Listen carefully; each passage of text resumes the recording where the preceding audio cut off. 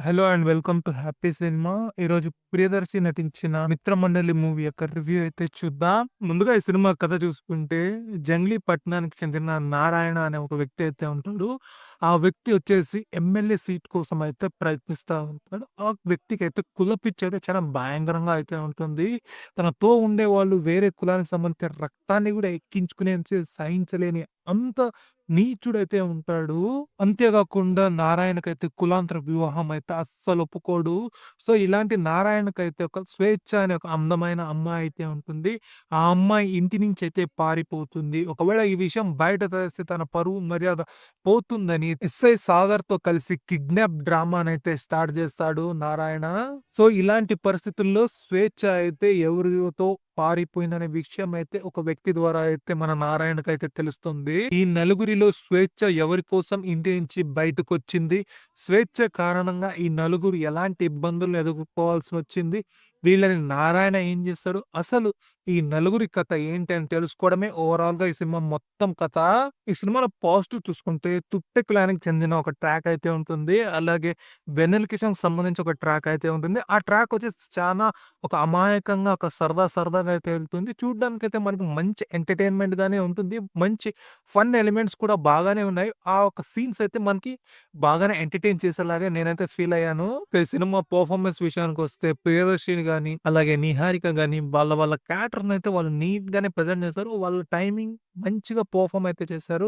అలాగే ప్రియదర్శిని ఫ్రెండ్ క్యారెక్టర్‌గా చేస్తున్న విష్ణు గాని, రాగమయూర్ గాని, ప్రసాద్ బెహ్రా గాని వీళ్ళ క్యారెక్టర్స్ వచ్చేసి వీళ్ళు బాగానే చేశారు. ఇక వీటీవీ గణేష్ కూడా తన క్యారెక్టర్‌లో మంచిగా కామెడీనైతే పండించాడు. బట్ తన క్యారెక్టర్ వచ్చేసి రెగ్యులర్‌గా ఉన్నానా కానీ మంచి కామెడీనైతే పండించాడు. బ్రహ్మానందం గారైతే ఒక మంచి క్యామియోగా అయితే కనబడిస్తారు. మంచి టెక్నికాలిటీస్ అయితే ఉన్నాయి. మంచి సినిమాటోగ్రఫీ అయితే ఉంది గానీ, మ్యూజిక్ వచ్చేసి ఇంకొంచెం బాగుండేదని నేనైతే ఫీల్ అవుతాను. అదే విధంగా ఎడిటింగ్ అండ్ ప్రొడక్షన్ డిజైన్ కూడా నీట్‌గానే ఉండిందని నేనైతే ఫీల్ అయ్యాను. ఇక ఈ సినిమా మైనస్ విషయాన్ని చూసుకుంటే, ఈ సినిమాలో ఒక మంచి ట్రాక్ అయితే ఉండింది గానీ, అంటే మంచి కథ అయితే ఉండింది గానీ, దాన్ని స్క్రీన్ ప్లేగా కన్వర్ట్ చేయడంలో అయితే డైరెక్టర్ అయితే ఫెయిల్ అయ్యాడు. ఎందుకంటే ఈ స్క్రీన్ ప్లే వచ్చేసి చాలా ఇంట్రెస్టింగ్‌గా ఉంటేనే ఇలాంటి కథలైతే మనకి ఎంగేజ్ చేస్తుంది. మంచి కామెడీ గాని, టైమింగ్ గాని ఉంటేనే మనకి కనెక్ట్ అవుతాము. అయితే ఈ యొక్క డైరెక్టర్ వచ్చేసి దాన్ని మిస్ చేసాడనుకుంటా. ఎందుకంటే చాలా వరకు సీన్స్ చూసుకుంటే మొత్తం రిపిటేటివ్‌గానే ఉంటాయి. ఏది ఫ్రెష్‌గా సీన్ అయితే ఉండదు.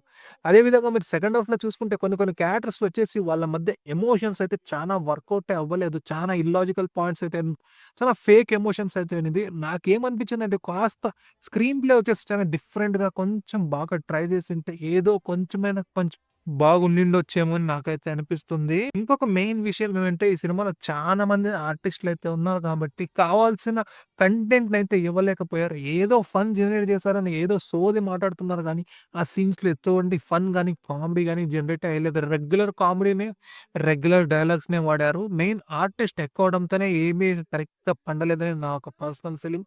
ఓవరాల్‌గా చూసుకుంటే ఇదొక రెగ్యులర్ రొటీన్ కామెడీ డ్రామానే. ఇక్కడ మీరు ట్రైలర్ చూడండి. ట్రైలర్ చూసి నచ్చితేనే సినిమాకెళ్ళండి. లేకపోతే లేదు. అంతగా కామెడీ అయితే ఎక్కలేదు నాకైతే. ఇవాల్టికైతే ఇది. ఒకవేళ నా కంటెంట్ మీకు నచ్చితే ఈ వీడియోనైతే లైక్ చేయండి. మరిన్ని మూవీ రివ్యూస్ కోసం నా ఛానెల్‌ని సబ్స్క్రైబ్ చేసి ఈ వీడియో అయితే షేర్ చేయండి.